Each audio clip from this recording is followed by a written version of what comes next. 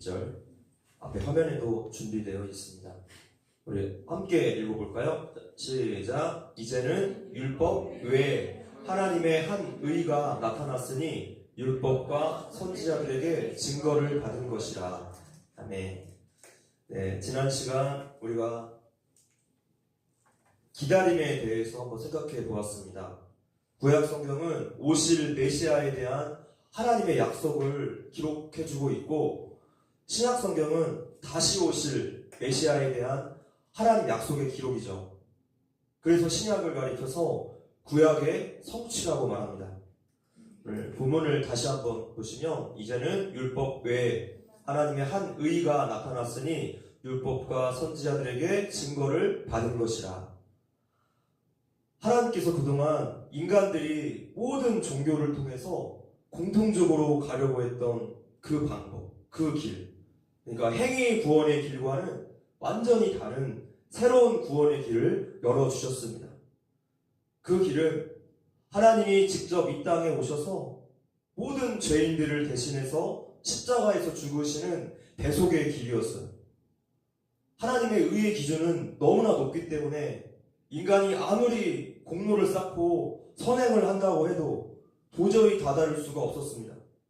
그래서 아들 예수님을 이 땅에 보내시고 그렇게 십자가에서 죽으시고 또 부활 승천하셔서 모든 믿는 자들로 하여금 구원을 얻도록 하신 방법입니다. 이 모든 일들을 지금 율법과 선지자들을 통해서, 즉 구약 성경을 통해서 미리 알려주셨다는 뜻이에요. 그렇게 하나님은 예수님을 통해 구약의 약속을 지키십니다.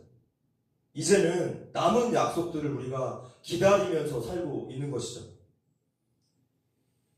성경은 하나님과 우리 성도들의 관계를 신랑과 신부의 관계로 자주 묘사하고 있습니다. 신부된 성도들은 신랑 되신 예수님을 기다릴 때 몸과 마음을 합당하게 준비해야 되는데, 기약이 없고 또 기다림이 길어지다 보니까 자꾸만 우리의 신앙생활 가운데 세상으로 한눈을 팔게 되죠. 오랜 기다림에는 불안함이 생기기 마련입니다. 이러한 모습들이 베드로 전후서에 잘 나타나 있습니다.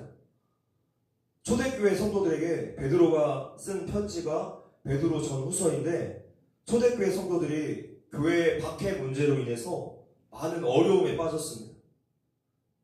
요즘 사람들이 문제를 겪고 어떤 신앙 상담을 할 때 크게 세 가지의 유형으로 나눌 수가 있습니다.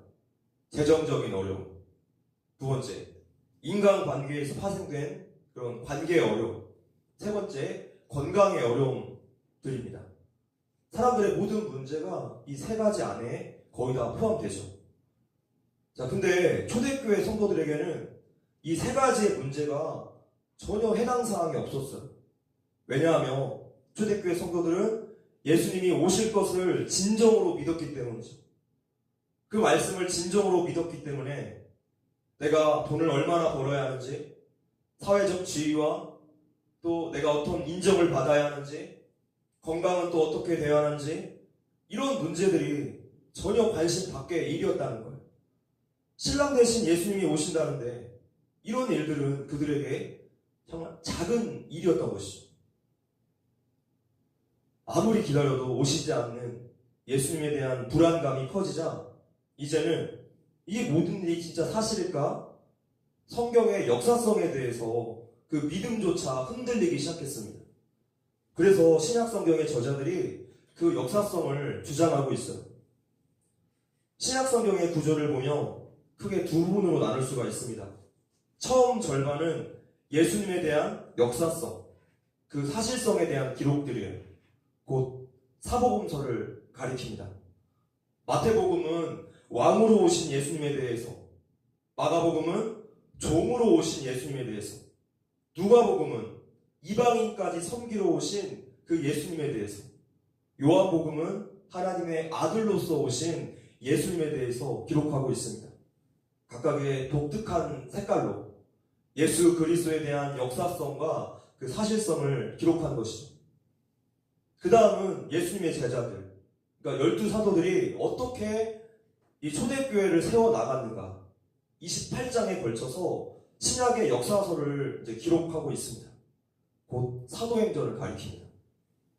이렇게 신약 성경의 절반을 예수 그리스도의 역사성에 대한 기록으로 채웠고, 나머지 내용은 그 신랑을 기다리는 신부가 어떠한 내면의 단장을 하면서 기다려야 하는가, 이 내용을 설명한 거예요. 이 내용이 굉장히 단순하고 계속 반복되고 있어요. 사랑하라, 관계 속에서 길이 참으라, 믿음으로 기다리라. 즉 우리 성도들의 내면의 준비에 대한 이야기를 기록하고 있습니다.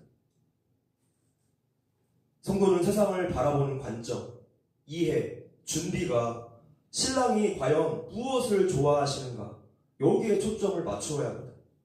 그것이 바로 예수님께서 말씀하신 팔복의 내용이죠. 팔복은 우리 보고 지키라고 주신 것이 아닙니다. 우리는 지키려고 해도 지킬 수 없어요. 그러나 이미 예수님께서 공생의 기간 동안에 그 팔복을 완성하셨죠. 이것을 지켜야지만 그리스도인이 된다라는 것이 아니라 우리가 그리스도의 신부로서 그 방향을 따라서 살아가라는 뜻이에요. 그러니까 구원의 원리와 똑같죠. 구원은 이미 예수님께서 이루셨고 이것을 믿는 자들이 그 삶을 따라가기 마련입니다. 이 헬라어 원문의 순서는 우리 한글과 좀 다릅니다. 한글은 심령이 가난한 자는 복이 있나니 이렇게 번역이 되어 있는데 원문에는 거꾸로 되어 있어요. 복이 있도다. 심령이 가난한 자. 복이 있도다가 먼저 선포되고 있어요. 그것이 전제이죠. 복이 있다. 예수님 때문에 우리가 이미 복이 있는 존재라는 뜻이에요. 성도는 예수님으로 목이 마르고 예수님을 기다리는 삶이어야만 하는 것이죠. 근데 문제는 이 신부가 전혀 신랑을 기다리지 않고 있습니다. 왜 그렇습니까? 다른 것과 눈이 맞았기 때문에. 그래서 이제는 반대로 예수님이 갑자기 또 금방이라도 오시면 큰일 나는 거예요. 예수님께서 오늘 당장 오신다면 우리는 어쩌면 많이 당황스러울지 몰라요. 왜 그렇습니까? 세상 것에 이미 마음을 많이 빼앗겼고 세상에 목매고 있는 것들이 너무나 많기 때문이에요. 너무 아까운 거죠. 신약 성경은 재정적인 안정감, 또 사회적인 인정, 또 우리의 건강, 이런 문제는 별 관심이 없어요. 오직 신부 단장에 관심이 있어요. 구원받은 백성으로서의 삶의 모습, 그들의 성품에 집중하고 있죠. 구약시대의 성도들도 마찬가지로 오실 예수님을 기다렸어요. 그들도 기다리는 동안 마찬가지로 굉장히 불안했을 거예요. 그 기간이 너무 길었기 때문에. 그러나 하나님의 때가 되어서 결국에 이 땅에 예수님께서 인간으로 오십니다. 초대교회 성도들과 우리들도 다른 시대 또 다른 상황에 있겠지만 같은 대명제 앞에 서 있어요. 예수님이 오신다는 거예요. 자, 이렇게 보면 모든 시대의 성도들에게 있어서 예수님을 기다림과 또 인내를 해야 하는 것은 뗄래야 뗄 수 없는 과정입니다. 하나님은 기다림과 인내를 가지고 우리 성도들을 훈련시키시기 때문이에요. 예수님의 성품으로 자라나기까지 이 과정 속에서 우리의 인내의 기도를 사용하시는 것이죠. 그렇게 우리의 성품을 예수님답게 빚어가십니다. 초대교회 성도들은 이 대명제를 확실하게 믿었는데 오늘 우리는 단장한 신부의 모습으로 준비되어 있습니까? 그러니까 지난 시간 시몬이라는 사람을 잠깐 언급했습니다. 오실 예수님을 기다리면서 살아가는 그 성도의 모습에 대해서 말할 때 늘 이 사람이 떠올라요. 다시 한번 볼게요. 누가복음 2장 25절 시작. 예루살렘에 시몬이라는 사람이 있으니 이 사람이 의롭고 경건하여 이스라엘의 위로를 기다리는 자라 성령이 그 위에 계시더라. 경건하여를 원문으로 직역하며 더 좋은 것을 선택하다, 더 좋은 것을 붙잡다, 이런 뜻이에요. 이것을 쉽게 이해하기 위해서 다른 성경 구절을 한번 찾아봅시다. 빌립보서 3장 14절 말씀인데요. 자, 함께 읽겠습니다. 시작. 표대를 향하여 그리스도 예수 안에서 하나님이 위에서 부르신 부름의 상을 위하여 쫓아가라. 지금 사도 바울의 마음이 시몬과 똑같아요. 더 좋은 이익을 위해서 덜한 이익을 내려놓는 거예요. 지금 이러한 삶의 모습을 가리켜서 성경이 경건하다라고 표현해주고 있습니다. 더 좋은 이익을 위해서 덜한 이익을 내려놓는 것.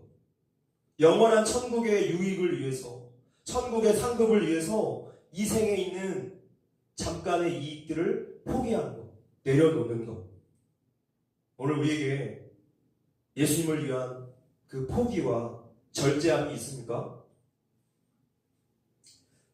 한 세계적인 신문사에서 우리나라에 대한 분석을 내놓은 적이 있습니다. 한국 사회 특징 10가지라는 제목이었는데요. 첫 번째는 신용카드입니다. 다른 나라는 보통 국민의 90%가 이 신용카드를 가지고 있다고 합니다. 한 사람당 두세 장씩 가지고 있는 거예요. 근데 우리나라는 120%가 넘는다고 해요. 한 사람 앞에 신용카드가 3장, 4장씩 있다는 거죠. 한국 사람들의 이 허영심을 들추어내는 통계 자료였어요. 그 다음 기술 문화, 특별히 스마트폰입니다. 한국의 스마트폰은 세계에서 아이폰과 양대산맥이고 지금은 좀 주춤하지만 그래도 여전히 인기가 많습니다. 새로운 제품을 계속 출시해서 사람들로 하여금 물질에 소망을 두고 욕망을 두게 그렇게 살게끔 만들어줘. 또 성형기술 세 번째, 가히 우리나라가 세계 최고라고 합니다. 미국에서 그 비용이면 우리나라에서 5분의 1 수준밖에 되지 않을 정도로 저렴하고 일단 실력이 굉장히 좋습니다. 다른 나라에서 와서 수술을 받고 가죠. 네 번째, 일 중독. 직장에서 칼퇴근하면 잘리는 분위기고 또 찍히는 분위기라서 야근이 굉장히 많다는 거예요. 또 다섯 번째, 결혼 정보회사. 다른 나라에도 이러한 회사가 있기는 하지만 우리나라와는 숫자에서 차이가 너무나 많이 납니다. 2,500여 개의 결혼 정보회사가 우리나라에 있대요. 무엇을 말해줍니까? 청년들의 결혼관을 지금 정확하게 반영해주고 있어요. 조건, 배경을 중요시하는 풍조라는 것이죠. 여섯 번째, 온라인 게임. 이 스타크래프트를 시작으로 프로게이머라는 직업이 생겨났습니다. 우리나라 프로게이머들이 세계를 누비고 있죠. 일곱 번째, 항공 승무원. 다른 나라에 비해서 좀 비싸지만 그 서비스는 가히 세계 최고라고 합니다. 여행을 그만큼 많이 간다는 뜻이에요. 여덟 번째, 밥 문화. 즉 음주 문화가 발달한 최강국이라고 말합니다. 야식 문화, 배달 문화는 따라갈 나라가 없습니다. 아홉 번째, 골프 실력. 세계대회에서 한국 여성 골퍼들이 너무나 실력이 부각되니까 다른 나라에서 조사를 하고 연구를 시작했어요. 마지막 열 번째, 화장품 문화. 한국 화장품이 최고라고 말합니다. 영동만 가보아도 외국 사람들이 우리나라 화장품 얼마나 좋아하는지 잘 알 수 있습니다. 자, 근데 이렇게 우리나라의 10가지의 특징들을 살펴보며 여기에서 경제적인 가치를 거두어내며 과연 남은 것은 무엇입니까? 이것은 우리나라 사람들의 그 보편적인 생각과 관심을 나타내고 있기 때문에 굉장히 물질주의적이고 심각하고 부끄러운 일이 아닐 수 없어요. 세계 제2의 선교국가인 우리나라가 크리스찬의 숫자가 과거에 비해서 많이 줄기는 했지만 여전히 전체 인구에서 무시하지 못할 수를 차지하고 있습니다. 그런데도 이러한 물질적이고 외적인 특징들이 그 삶의 주를 이룬다면 우리 한국 기독교인들은 지금 신부 준비에는 전혀 관심이 없다는 증거가 될 거예요. 만약에 우리 한국교회 성도들이 신부 준비에 열심히 있었다면 한국 사회의 10가지 특징 중에 구제하는 것, 또 사회봉사가 적어도 10위권에라도 올라가 있지 않을까요? 누구의 책임입니까? 우리의 책임이에요. 이 책임에서 우리가 벗어날 수 없어요. 우리의 잘못입니다.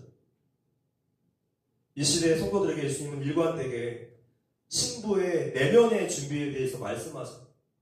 어떻게 그리스도의 성품으로 준비되고 있는가?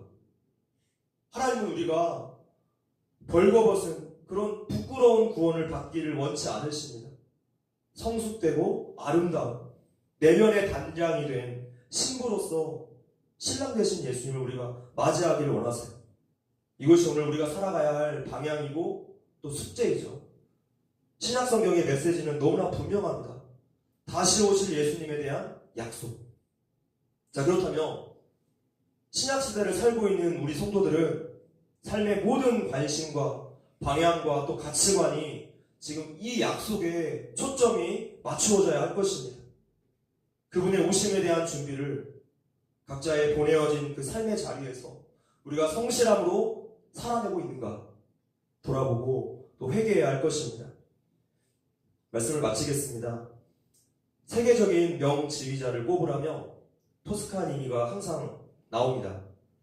토스카니니는 원래 첼로 연주자였다고 합니다.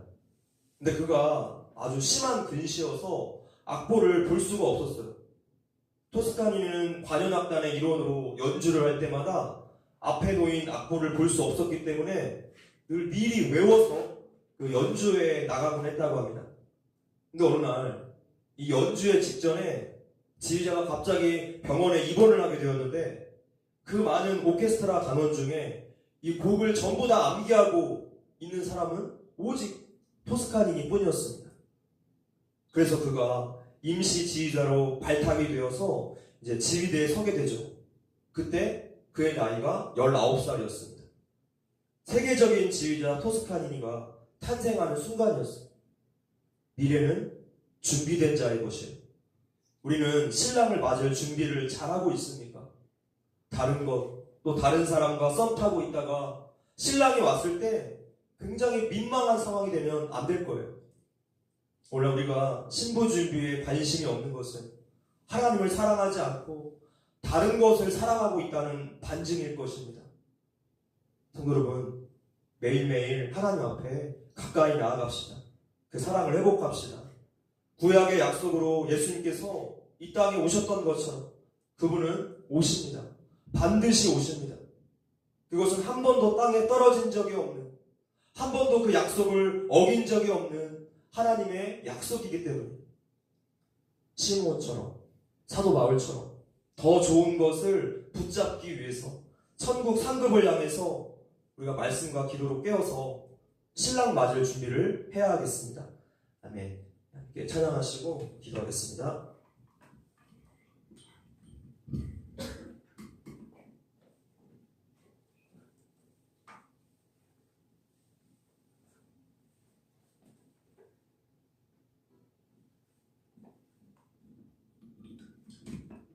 말씀을 생각해 보시면서 우리 찬양했으면 좋겠습니다. 요즘 우리의 마음에 가장 첫 번째로 자리 잡은 것은 무엇입니까?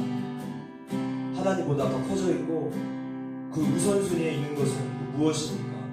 이 시간 한번 뒤돌아보시고 하나님, 우리가 신부로서 예수님의 성품으로 변화되기를 원합니다. 신부 단장을 잘하기 원합니다. 매일매일 주님 앞에 가까이 나아가길 원합니다. 우리 삶의 모습들을 뒤돌아보고 말씀 앞에 우리를 비춰보기를 소원합니다. 하나님, 우리를 고쳐주시옵소서, 우리를 만져주시옵소서. 우리 이러한 기도 제목으로, 이런 고백으로 찬양하겠습니다.